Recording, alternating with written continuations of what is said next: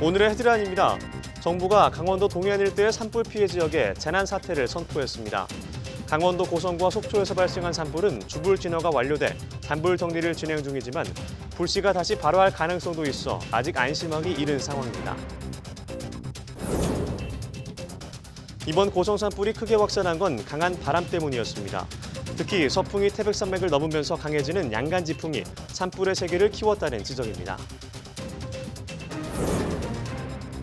내몽골 고원 부근에서 발생한 황사가 북서풍을 타고 올봄 처음으로 우리나라도 도달했습니다.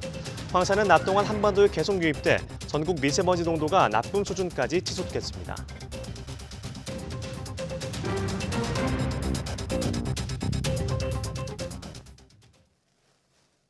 여러분 안녕하십니까? 4월 5일 금요일 사이언스 투데이입니다. 강원도 동해안 일대 산불에 대한 범정부 차원의 총력 대응을 위해 정부가 오늘 오전 9시 피해 지역에 재난사태를 선포했습니다. 재난사태 선포 대상지는 강원도 고성군과 속초시, 강릉시, 동해시, 인제군 일대입니다. 재난사태 선포는 국민의 생명과 재산에 미치는 영향을 줄이기 위해서 긴급한 조치가 필요하다고 인정할 때 행정안전부 장관이 발표합니다. 이에 따라 선포 지역에 재난경보 발령, 응급지원 등의 조치와 범정부 차원의 지원이 이루어져 효과적인 재난수습이 진행됩니다. 이와 함께 산불대책본부는 오전 9시 37분을 기준으로 고성과 속초 지역에 주불을 잡았다고 밝혔습니다. 잔불 정리는 오후 6시까지 진행되고 강풍에 의해 불씨가 다시 발화할 가능성이 있어 아직 안심하기에는 이른 상황입니다. 이번에 강원도 고성에서 발생한 산불은 도로변 개폐기 인근 전선에서 시작된 것으로 추정됩니다. 개폐기는 전력을 끊고 연결하는 데 사용하는 장치인데요. 소방차가 출동했지만 당시 강풍이 심하게 불면서 인근 산으로 번졌습니다. 김대겸 기자가 최초 발화 장면을 전해드립니다. 어둠이 내릴 무렵 미시령 터널 방향으로 달리던 중 건너편 도로에서 갑자기 큰 불꽃이 일었습니다. 점점 다가가자 작은 불꽃이 일렁거리고 주유소 건너편 전봇대에서 다시 불꽃이 튑니다. 이어 전봇대 아래에서 불길이 주변으로 퍼지기 시작합니다.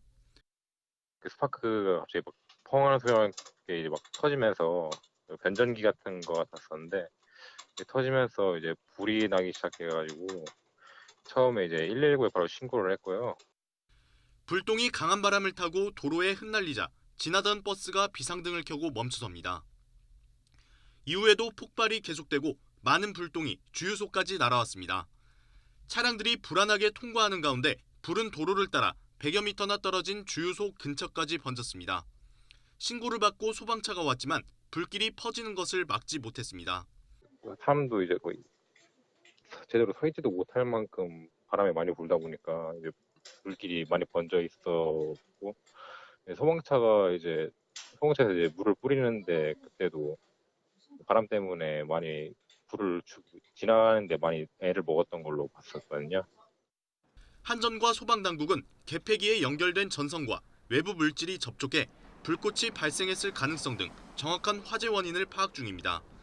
바람을 타고 불이 주변 산으로 확산되면서 최초 발화 지점에서 가까운 고성 원암리 마을과 속초 장천 마을은 거의 모든 주택이 불타는 등 직격탄을 맞았습니다. YTN 김대겸입니다.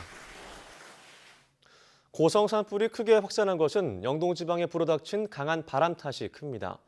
서풍이 태백산맥을 넘으면서 강해지는 국지적 강풍이 불면서 피해가 눈덩이처럼 커졌습니다. 임수근 기자가 보도합니다. 도로를 달리는 차량 앞으로 불티가 강하게 몰아칩니다. 한 번 불길이 닿은 집은 순식간에 화마 속으로 빨려 들어갑니다. 산에서 발화한 불은 멀리 떨어진 아파트 인근까지 위협합니다. 저기 다 왔어. 어떡해. 당시 강원도 지역에는 초속 35m의 강풍이 불었고 간성 지역에도 초속 26m, 속초 강릉은 초속 18m의 강풍이 몰아쳤습니다. 특히 강원 영동 지역은 이틀 전 건조주의보에서 건조경보로 강화된 가운데 강풍 경보까지 발령됐습니다. 바람의 세기가 이렇게 세서 지금 적극적인 진화가 지금 어려운 상황입니다. 이번 고성 산불의 확산은 국지적 강풍인 양간지풍의 영향이 큽니다. 양간지풍은 양양과 간성 사이에 부는 바람으로 서풍이 태백 산맥을 넘으며 고온 건조해지고 사면을 따라 내려가며 강해지는 국지적 강풍입니다. 강원 대형 산불 대부분이 이 양간 지풍의 건조특보 상황이 겹치며 발생했습니다. 1996년 고성 산불, 2000년 동해안 산불, 그리고 천년고찰 낙산사가 소실됐던 2005년 양양 산불 모두 이런 양간 지풍이 피해를 키운 원인이었습니다. 특히 양간 지풍의 바람에 실린 불씨는 바람의 속도대로 확산하게 됩니다. 화력수보다는 침엽수가 많은 강원도 식생은 송진 등으로 인해 산불에 취약하고 진화에도 어려운 것으로 알려졌습니다. YTN 임수근입니다. 이렇게 산불이 강풍을 타고 급속히 확산하자 산림청이 산불 발생 시 국민 행동 요령을 알리면서 해당 시군 지역 주민에게 각별한 주의를 당부했습니다. 먼저 불씨가 집 창고 등 시설물로 옮겨 붙지 못하도록 문과 창문을 닫고 집 주위에는 물을 뿌리고 폭발성과 인화성이 높은 가스통 등은 제거하라고 조언했습니다. 또 인명피해가 발생하지 않도록 산불이 발생한 산과 인접한 민가의 주민은 안전한 곳으로 대피하고 주민 대피령이 발령되면 공무원의 지시에 따라 침착하고 신속히 대피하되 대피 장소는 산림에서 멀리 떨어진 논밭, 학교, 이런 공터라고 주문했습니다. 혹시 대피하지 못한 이웃을 위해 옆집 등을 확인하고 위험 상황을 알려주며 재난 문자 방송 등 산불 상황을 알리는 사항에도 집중해 들어야 한다고 강조했습니다. 동해안 지역의 강풍이 점차 약해지고 있지만 오전까지는 주의가 필요할 것으로 보입니다. 기상청은 남고북조의 기압 배치가 해소되면서 현재 동해안 지역을 중심으로 순간 최대 풍속은 초속 10m 안팎, 평균 풍속은 초속 5m 안팎까지 약해졌다고 밝혔습니다. 밤사이 고성 등 동해안 지역은 순간 최대 풍속이 30m 이상을 기록했습니다. 다만 기상청은 큰 고비는 넘겼지만 오늘 오전까지는 동해안을 중심으로 순간 돌풍이 강하게 불 가능성이 있다며 지속적인 대비를 당부했습니다. 사과나 배나무에 주로 발생해서 피해를 주는 화상병이라는 전염병이 있습니다. 치료제가 없는 탓에 예방이 중요한데 바로 요즘이 1차 방제 시기입니다. 김학무 기자의 보도입니다. 지난 2015년 처음 발생한 화상병. 배와 사과나무의 잎과 꽃, 가지 등이 불에 타서 화상을 입은 듯 변하고 검게 말라갑니다. 기온이 오를수록 빨리 전염되고 치료제가 없어 한 번 발생하면 구제역처럼 나무를 땅에 묻는 방법밖에 없습니다. 지난해에만 경기도 안성과 강원도 원주, 평창 등 전국 6곳에서 200억 원의 피해가 났습니다. 내가 조심한다고 해서 다 되는 건 아니기 때문에 항상 걱정이죠. 한번 걸리면 다 폐원을 해야 되는 입장이니까 항상 조심스럽죠. 과수농가의 치명적인 화상병을 막기 위해서는 예방이 필수. 꽃이 피기 직전인 배가수원과 사과싹이 막 트는 요즘이 1차 방제 시기입니다. 확산을 막고 균을 조기에 박멸하기 위해서는 모든 농가가 방제하는 게 중요합니다. 지난해 화상병이 발생했던 지역에서는 이달과 다음 달에 걸쳐 2번 더 방제해야 합니다. 지역별로 과수의 생육에 차이가 있으므로 정확한 방제 시기는 시군 농업기술센터가 지도하게 됩니다.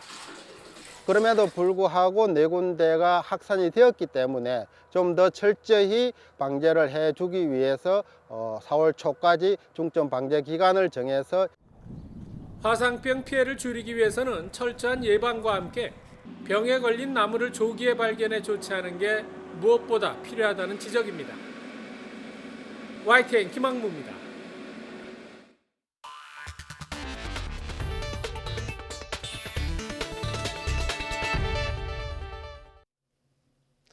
오늘 오전 8시 40분쯤 백령도에서 올봄 첫 황사가 관측됐습니다. 기상청은 어제 중국 북동지방과 내몽골 고원에서 발원한 황사가 북서풍을 타고 유입돼 백령도 부근에 영향을 주고 있다고 밝혔습니다. 현재 이 지역의 1시간 평균 미세먼지 농도는 세제곱미터당 155 마이크로그램까지 치솟았습니다. 황사는 오늘 낮 동안 내륙으로 유입되겠고 이로 인해 오늘 전국의 미세먼지 농도는 나쁨 수준까지 치솟고 일부 지역은 매우 나쁨 수준을 보이는 곳도 있겠습니다. 미세먼지 걱정 때문에 요즘 차에도 작은 공기청정기를 설치하는 분들 많은데요. 시중에 판매되는 제품 9개를 조사했더니 4개가 사실상 효과가 없는 것으로 나타났습니다. 김평정 기자입니다. 미세먼지 때문에 차에서도 창문을 쉽게 열지 못하는 요즘, 차량용 공기청정기가 날로 인기를 끌고 있습니다. 하지만 실제로 공기 정화 효과가 얼마나 되는지는 잘 모르는 경우가 대부분입니다. 소비자 시민 모임이 현재 판매되고 있는 9개 제품을 조사했더니 4개가 성능 미달로 나왔습니다. 소형 공기청정기의 성능 기준은 1분에 최소 0.1 세제곱미터 공간을 정화해야 하는데 5개 제품은 이 기준을 넘긴 데 반해 4개 제품은 기준에 훨씬 못 미쳐 사실상 공기 정화 효과가 없는 걸로 나타났습니다. 기준을 충족한 5개 제품을 소비자에게 광고했던 내용과 다시 비교하면 3개 제품은 광고보다는 정화 능력이 떨어졌고 2개 제품은 광고보다 성능이 더 좋았습니다. 폼 알데하이드 같은 휘발성 발암물질과 악취 유발 물질을 제거하는 성능은 불과 2개 제품만 기준치를 만족했고 7개 제품은 제거 능력이 떨어졌습니다. 또 한 제품에서는 필터에서 과거 가습기 살균제에서 중증 폐질환을 일으켜 문제가 됐던 유해물질이 검출됐는데 업체가 전량 회수하기로 했습니다. 해당 제품이 유통된 모든 채널에서 판매 중지 및 전량 회수 조치를 진행하였다고 소명하였고 전량 무상 교체 서비스를 제공하고 있다고 하였습니다. 이와 함께 음이온을 만들어 정화하는 방식의 3개 제품은 기준치 이하이긴 했지만 오존이 발생하기 때문에 밀폐된 차 안에서 사용할 때는 주기적으로 환기하는 등의 주의가 요구됩니다. YTN 김평정입니다. 국내 연구진이 잘 찢어지지 않으면서 6개월 안에 땅속에서 분해되는 친환경 비닐봉지를 개발했습니다. 한국화학연구원은 바이오 플라스틱을 기반으로 해 땅속에서 6개월이면 100% 분해되는 생분해성 고강도 비닐봉지를 만들었다고 밝혔습니다. 연구팀은 잘 찢어지는 생분해성 비닐봉지의 단점을 보완하기 위해 목재 펄프와 함께 개 껍데기에서 추출한 나노섬유 수용액을 첨가했습니다. 그 결과 비닐봉지를 잡아당겼을 때 견디는 힘이 낙하산이나 안전벨트 소재인 나일론과 비슷한 수준으로 강해졌습니다. 연구팀은 이 비닐봉지를 마트나 포장 등에 사용하면 국내 플라스틱 쓰레기 문제를 해결하는 데 도움이 될 것으로 기대했습니다.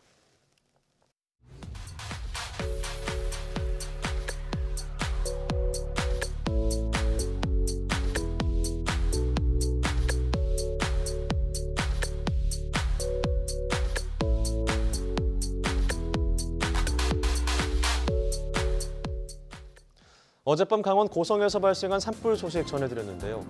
큰 불은 잡혔지만 아직도 바람이 강해 안심할 단계는 아닙니다. 특히 1년에 발생하는 산불 400여 회 가운데 60%가 4월에 발생한다고 하는데요. 건조한 데다 바람이 불어 산불이 일어나기 쉬운 환경이기 때문입니다. 오늘 오후 4시 사이언스 투데이에서는 이번 산불이 커진 이유에 대해 취재기자와 함께 이야기 나눠보겠습니다. 오후도 많은 시청 바랍니다. 함께해 주신 여러분 고맙습니다.